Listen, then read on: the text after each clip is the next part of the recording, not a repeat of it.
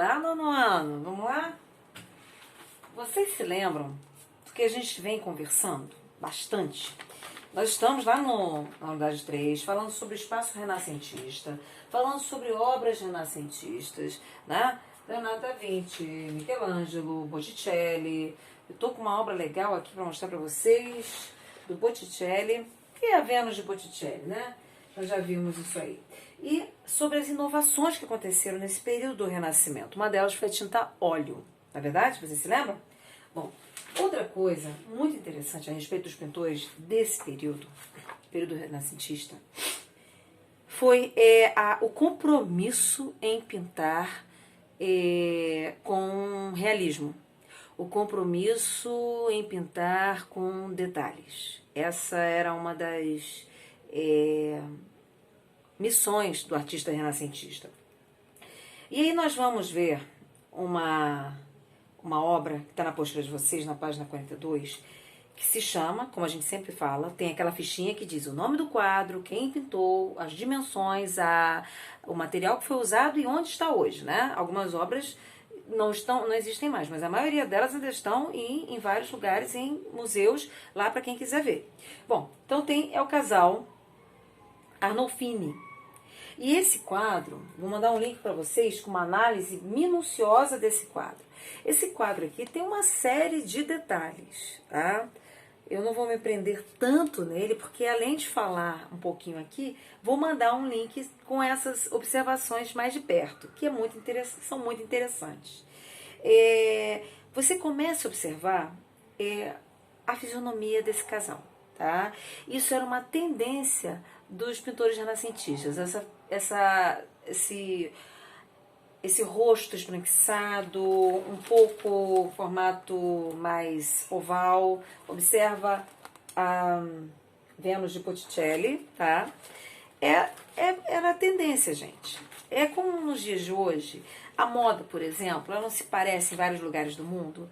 Quando surgia uma nova tendência pictórica, uma nova estética literária ou alguma arte nova, você via que esses pintores pintavam de maneiras muito parecidas, muito similares. Isso é normal. Dentro do Renascimento, aqui é um quadro do século XV, ele data de 1434, né? 81 por 59. Não é um quadro muito grande, ele é mais ou menos, né, proporcionalmente falando, a régua aqui tem 1 metro. Então você vai, vamos lá, 81 por 59. Provavelmente isso aqui, ó, aí você vai vendo pela proporção da minha imagem na frente disso aí. Então, um quadro mais ou menos daqui, né, 89, 81 e 81. Então, mais ou menos da altura desse, um pouco menor do que esse quadro aqui, mais ou menos aqui. Então, dentro desse quadro, você vê a quantidade de detalhes desse casal, né? E foi feita, lógico, com pintura a óleo, né? Tinta a óleo. Então, tá aqui na página 43, você vai observar comigo, tudo foi pintado com muitos detalhes e como eu disse para vocês, com a preocupação de representar com realidade, com realismo, tá? Supostamente, existem, assim, suposições a respeito desse quadro, né? Uma reunião para comemorar uma união, a gente não sabe, né? O homem desse quadro é Giovanni Arnolfini, um rico mercador italiano, vestido com um grande chapéu, provavelmente feito de veludo marrom e com uma capa de pele. Se você observar filmes que datam do século, que representam a história na Europa, na Holanda, Itália, nos séculos XV, os homens, era comum as pessoas usarem capas, né? Quanto mais nobres e grandes chapéus. Então ele não é diferente, tá? Essa cara deles que não tá, para quem tá casando, não tá batendo, né? Tá esquisito o negócio. O quadro cheio de simbolismo, isso aqui é muito importante você guardar, tá? Mostra a riqueza do jovem casal, desde os vestuários, né, as roupas, até os móveis e frutas no parapeito da janela, que era um luxo para aquela época, tá bom? Ah, Patrícia, eu não percebi, tá aqui, tá? Não deixa de ver o link que eu tô te mandando, não. Bom, e tem uma série de outros detalhes que representam muito bem. Tem um aqui bem curioso, você vai abrir lá na página 44, diz o seguinte: o cãozinho simboliza fidelidade e amor eterno. Legal isso, né? O pequeno espelho reflete a cena do quarto que tem seu entorno às 10 das 14 estações da Via Sacra. O tamanco, posto ao lado do noivo que está descalço, pois trata-se do chão em que dará uma união sagrada. Candelabro de cobre com uma única vela e assinatura do pintor, em latim, na parede dos fundos da sala. Johannes van Eyck foi Eyck, 1434. Né? Jan van Eyck esteve aqui em 1434. Tá aqui, ó. Então, esse momento, século XV, ele é um momento, o Renascimento é o período da arte em que a realidade é feita, é representada na pintura com várias técnicas. O que nós estudamos em História da Arte, pessoal, além de falar dos vários autores, dos vários pintores, da cronologia que isso tem dentro da história, da similaridade que isso tem com a literatura. Daqui a pouco vocês vão estar, o ano que vem vocês vão estudar literatura e vão ver História da Arte e literatura, tem muita coincidência, tem muita coisa que são da mesma época, muito legal. Nós vamos começar a estudar História da Arte e literatura e ambas, em vários momentos, vão falar a mesma coisa, tá? Esse período aqui do Renascimento foi o classicismo e no Brasil, 200 anos depois, foi o quinhentismo, tá? Então é bacana a gente saber disso também. Então, esse período do Renascimento, ele tem pintores em que tem o domínio de técnicas para transformar esses quadros bem realistas. Bora lá? Então você tem, na página 45, é muito legal a gente destacar, tem um subtítulo que diz Truquegiótica. Qual é o quadro? É esse aqui, pessoal, da página 45, A Caçada na Floresta.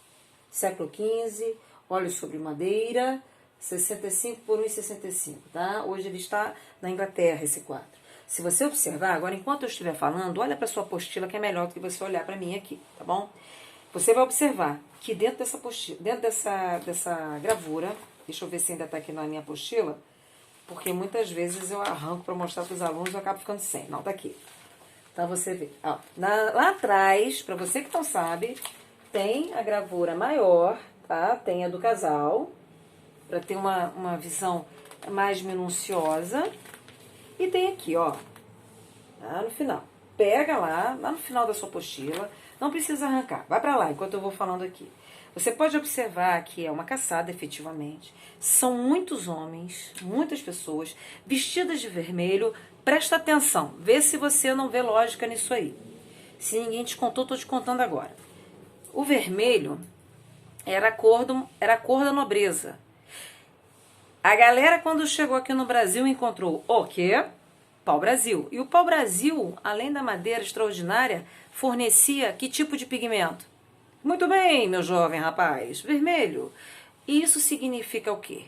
Que o vermelho, além de ser a cor da nobreza, ela representava uma série de outras coisas. E olha só, século XV, final do século, aqui é 1460, alguns poucos anos depois, chegaram e nos encontraram aqui, cheios de amor para dar. E o que eles fizeram? Foram péssimos com a gente, né? Roubaram, mataram e destruíram. Então eles fizeram muito mal à população indígena, eles acabaram com o que tinha de fortuna aqui natural, que era o pau-brasil, e o resto vocês já sabem, né? Todos nós sabemos. Voltando aqui à questão do vermelho e do quadro.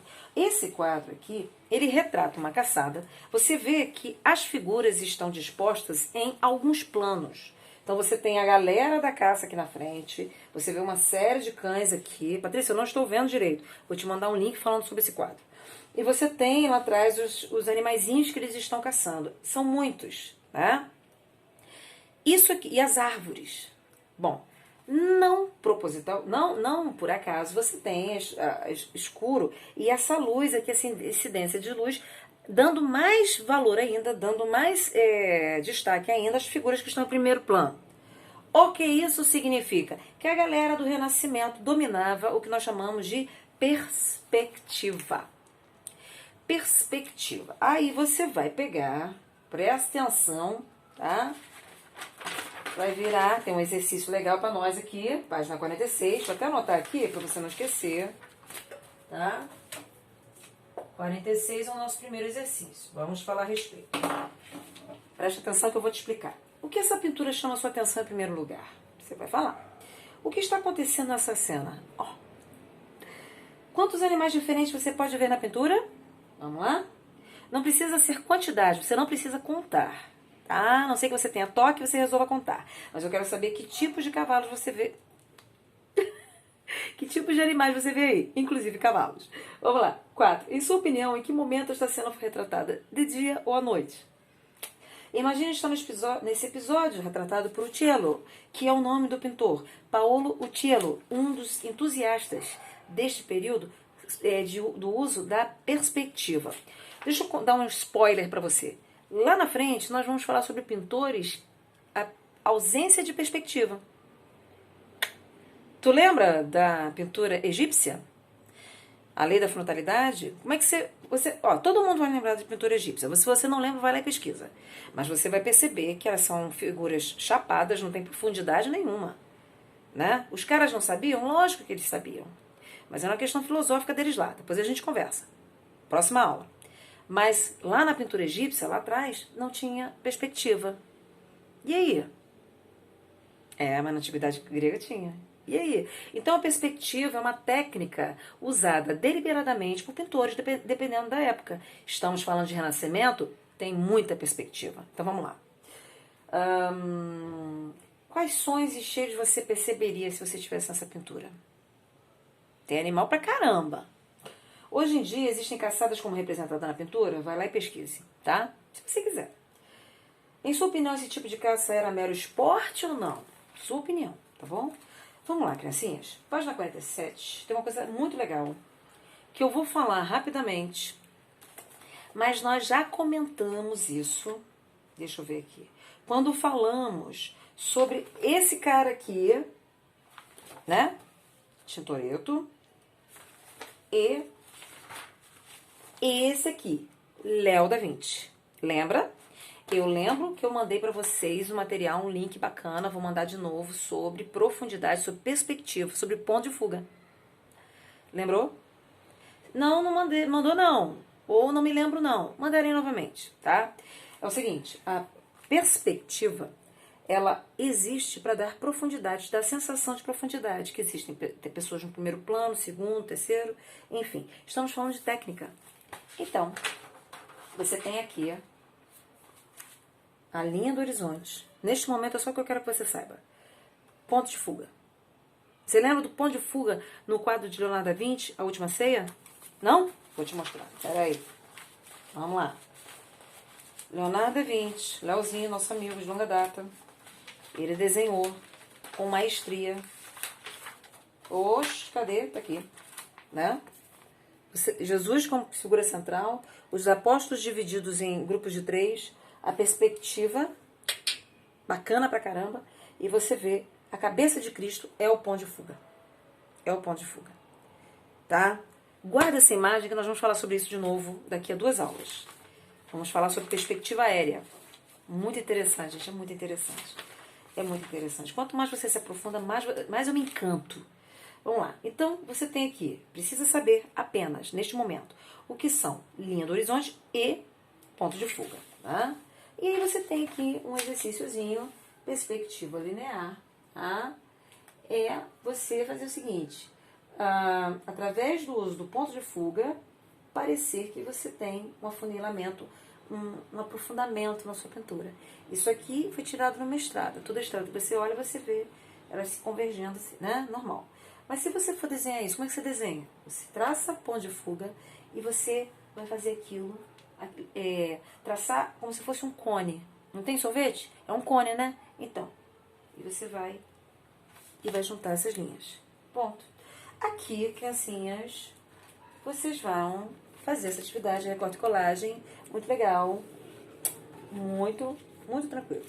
Tá? Você vai lá atrás, tem mais árvores, e você vai fazer uma disposição dessas árvores como se você estivesse numa estrada. Mole assim. Tranquilo and calm, tá? E aqui tem um trabalho sobre 2 pontos de fuga que depois nós vamos nos orientar melhor. Mas o que eu posso te adiantar? Você observa de vários ângulos. Estamos falando de renascimento. O cara do renascimento, ele quer praticamente fazer um passeio virtual naquela imagem. O que ele faz? Ele tem vários pontos de vista. Ponto. Vamos falar apenas sobre isso agora. Ou só sobre isso. Vamos lá, queridos. E aí você tem aqui, de novo, olha como essa obra de arte ela é ponto de referência para as nossas aulas sobre perspectiva. Palavras-chave: renascimento, perspectiva, pontos de fuga, linha do horizonte. Guarda isso, tá bom? E aí, fechamos o nosso conteúdo. O que você vai fazer em casa? Você vai fazer as páginas 46, tá? E você vai fazer a página 49, que é aquele recorte de colagem. Maneiríssimo, tá? Apenas isso. Falta muito pouco para a gente encerrar nosso conteúdo. A vontade é de continuar, mas, né, vamos por partes. Uma coisa, fechou nossa aula. Vamos fazer um presentinho para a mãe? Dia das Mães está chegando aí. Mãe ama trabalho feito por filho. Eu vou mostrar uma coisa para vocês, super singela, mas, gente, fica tão legal. Isso aqui é uma luminária. É uma luminária. Como é que eu fiz isso? Usei uma caixa de leite, pode ser de suco ou qualquer outra caixa que você tiver. Você vai adequar, isso se você quiser, tá? Mas fica tão legal, gente, aceso, tão legal. Você vai encapar com o que você tiver, vai cortar umas janelinhas, umas janelex, vai ilustrar do jeito que quiser, flores, etc. Parece bobinho, mas fica muito legal, muito legal. E aí, o telhadinho você vai cortar, você pode pegar, sabe aquele papelão da tampa da pizza? É aquele, gente, aquele é ótimo pra fazer. Você vai cortar um retângulo, peraí que eu já te digo o que é isso aqui. Um retângulo, vai dobrar o meio e vai fazer assim. Vai ficar bonitinho esse topinho aqui de telhado, tá? Fofíssimo. Vamos lá, amores. Isso aqui, tudo se você tiver, tá? Você vai recortar naquela mesma cartolina. Pô, Patrícia, pelo amor de Deus, eu já estou no 9º ano. É, mas você não deixa de ser filho, cara pálida. Ou você tem um irmãozinho, faz com ele. Trabalho de arte, gente, é muito fofo, sério. O coração é de um papel que eu já tinha aqui em casa, sempre. Professor de arte tem muita tranqueira em casa. Você pode, sei lá, corta, né? Coração. Encapa com tecido, um pedacinho de tecido, se tiver bonitinho em casa. Põe a cabeça pra funcionar, galera. O que eu fiz aqui? Fiz um corte singelo aqui. Encaixei essa minha chaminé, dá licença. Minha casa tem chaminé. E aí, usei, você pode usar cola branca, eu não uso cola quente para nada, tá? Não se desespere. Eu usei dupla face, tá? De material de construção. Você cola do jeito que você achar melhor. Aí, ó, já descolei isso aqui 3 vezes pra mostrar pra galera aqui. Eu vou colar, tá? Patrícia, você falou que é uma luminária. Acende aí que eu quero ver. Essa é a melhor parte. Você vai pegar, se você tiver, aquele pisca-pisca. Gente, já tá assim, capenga, porque eu já descolei muitas vezes pra mostrar como funciona, tá? Você vai pegar um pisca-pisca daquele que sobra no Natal, aquele das luzes pequenininhas. Eu não tenho, Patrícia, não tem problema. Faz a casinha, gente. Só a casinha já fica um mimo. Enfia tudo aqui dentro. Cabe que eu já fiz o teste, né? Faz um buraquinho aqui para tirar a tomada. Já deixa preparado. E aí, ou você faz o oposto, né? Você faz um buraquinho maior e vai colocando todo pisca-pisca para ficar a tomada para fora, né? Sejamos mais práticos. E aí você acende. Gente, fica muito bonitinho. Isso aqui é a minha contribuição singela para o dia da mamãe, tá bom? Nessa quarentena. Foi exercícios, páginas 46 e 47. Falamos sobre perspectiva. Estamos falando sobre perspectiva, ó, né, de hoje. É uma técnica que sabiamente os pintores utilizavam para representar, para provocar profundidade nas suas obras. Falamos sobre o nosso amigo Leonardo da Vinci de novo. Falamos sobre, deixa eu ver aqui, Paolo Cello, né? Que era um entusiasta da perspectiva. Foi? E falamos desse bacana aqui, Jan van Eyck, que pintou esse casal simpaticíssimo e risonho dessa pintura. Tá bom? Beijão. Nos veremos semana que vem. Saudade, hein? Pra caramba, vou apertar vocês. Horrores.